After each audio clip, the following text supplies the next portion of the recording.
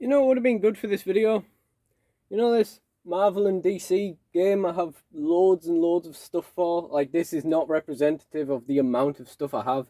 This is a relatively small amount of boxes compared to how many you would accumulate if you kept them all throughout your life. And you know how they've got this War of the Light set right here?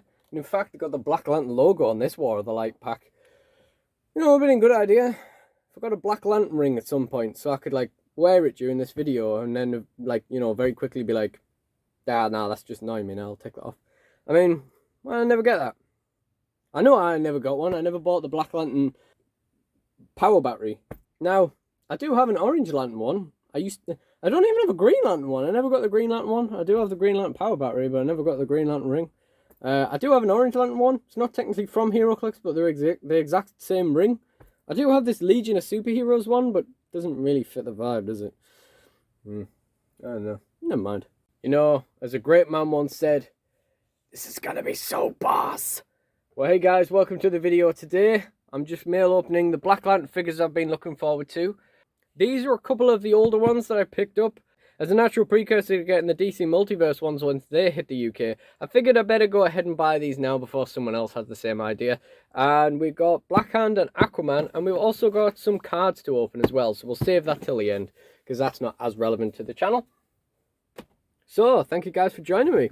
You know, I did think about doing this as the first one of my mail openings where the camera is parcel facing, like facing the desk, but you know, after trying to set it up, I thought, nah, we're not quite there yet.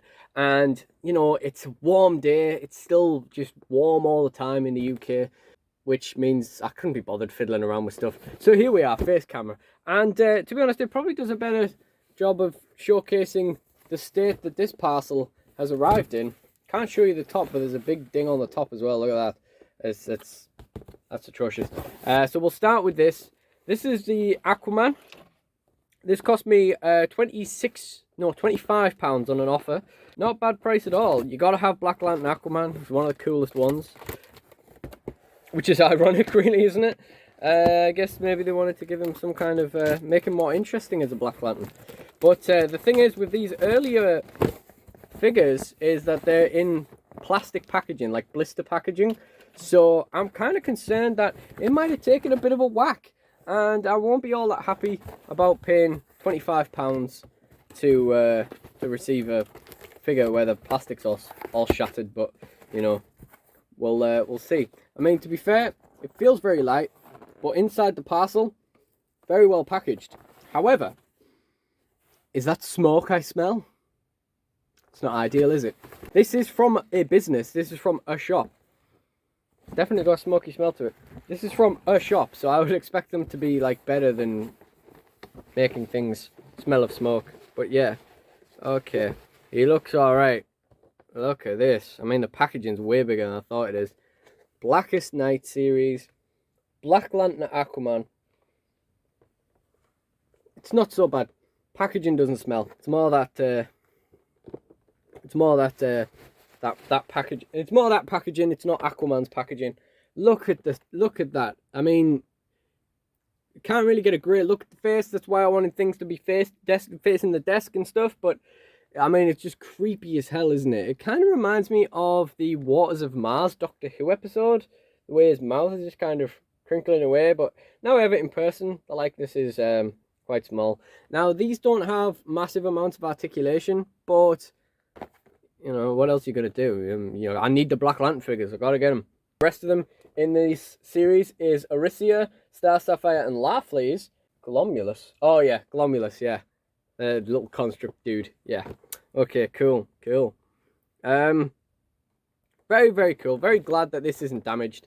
Like I say, I took this on an offer. Sent an offer for £25. The guy accepted it. I turned down... I ignored one for 26 last month, because I just didn't have the money, just couldn't justify the money. And then as soon as we got to the end of the month, I was like, I need to pick these up before someone else has the same idea as me. The next question is, when do I get around, like, when do I bring myself to taking it out of the packaging? I don't really know how I can, like, even store this particularly well, but maybe in May, I'm going to want to leave him in there for a while. And there's no way GF is going to let me put this guy on display. Then again, we're always at her place. Alright, so the second one. no Black Lantern collection would be complete without this guy. Thankfully, he is one of the cheapest figures, if not the cheapest one. Though there weren't that many on at the time that I was looking.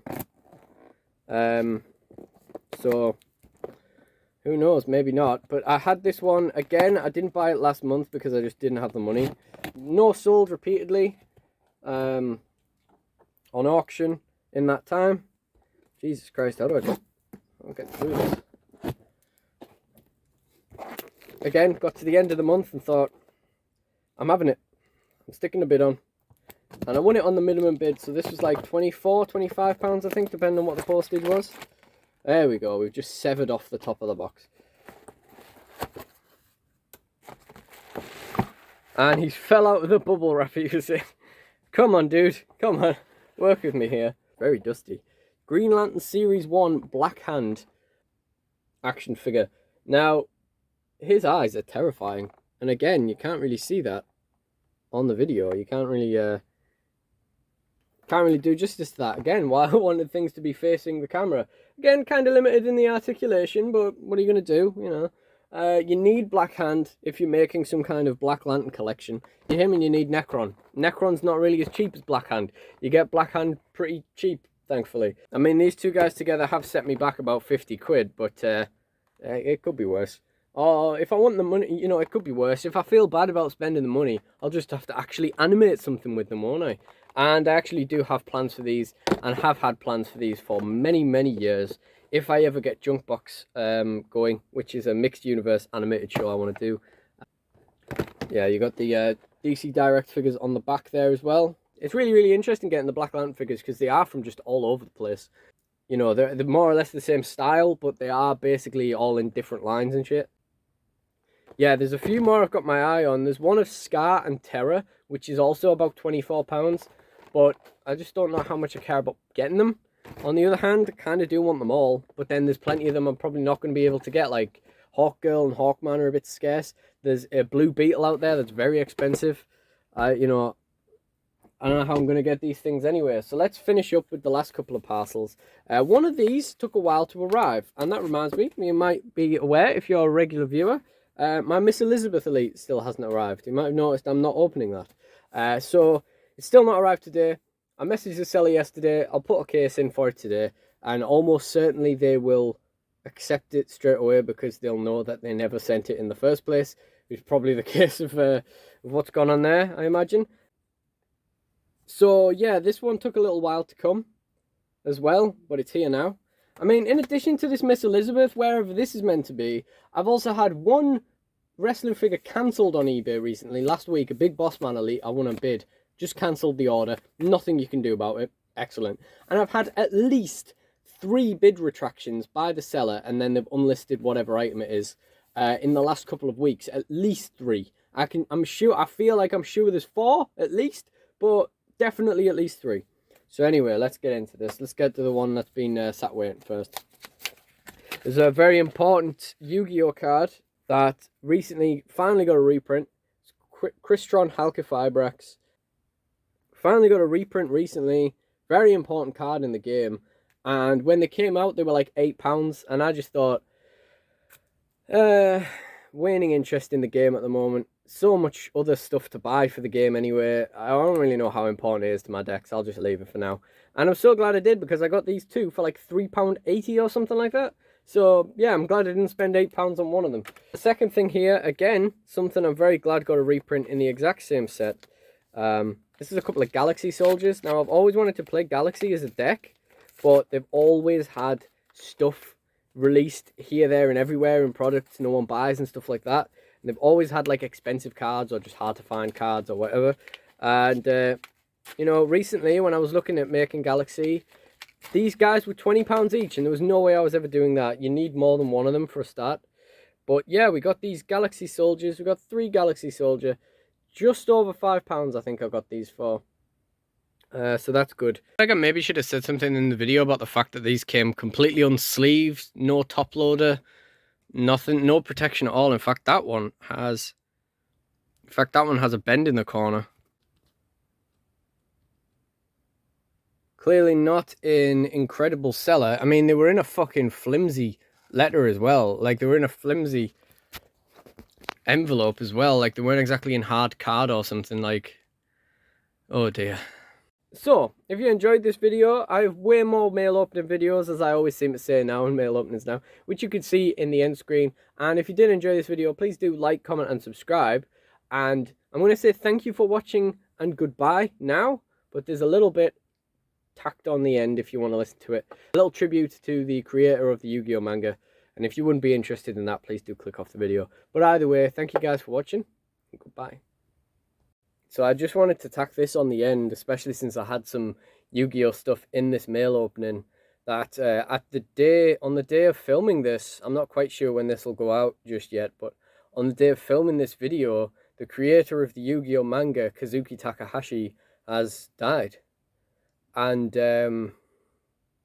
it's heartbreaking, man. I mean, first of all, it's turning into a bad year for people I idolise dying at exactly 60 years old, because Fletcher from Depeche Mode also died at 60 just a month ago or so. Yeah, it's bad, man. I mean, I've been in love with Yu-Gi-Oh since a day back in 2000 and God knows what, where my brother and his friend came home and said, "We found these things in Forbidden Planet. Look how cool this is." And I was like, and that was it. That was the rest of my life, you know. The vast majority of the people I know through Yu-Gi-Oh, or through people I know through Yu-Gi-Oh, or from going to places to play Yu-Gi-Oh. Obviously, that's not how I met my girlfriend, but the vast majority of people I know, and even a lot of the people I've lost along the way, I know because of Yu-Gi-Oh, one way or another. And yeah, there's been many more loves along the way, and it's been very love-hate. But I mean, even in the hate stages, there was never a point where I didn't love Yu-Gi-Oh. And even when I was a kid, I always came back to it. And it's endless nostalgia, endless memories, endless inspiration for my own card games, and like even other things, even other franchises. And you know, there's so much entertainment value from it across my life. It's very hard to say that anything is a more significant thing that has ever been in my life. It's hard to say that anything has ever been more important in my life than Yu-Gi-Oh. And what this man created a year before I was even born has become the defining thing of my life, throughout my life. And yeah, I love wrestling, but I got into that in like 2007, and you know, I've been in and out of that. And I love this game as well, HeroClix. This was a massive part of my life. I got into this after Yu-Gi-Oh, and I've definitely stopped playing it now. And there definitely is a lot more hate. When I say love-hate, the hate on this is a lot stronger than the hate is on Yu-Gi-Oh, I think. Yeah, it's a bad one. It's a sad one. And you know, the fact that he died in some kind of accident rather than natural causes just makes it even sadder. But you know, thank the guy for everything he's done for me, and everyone I've met along the way. I don't really know how to end this, so thank you guys for sticking around for this. Goodbye.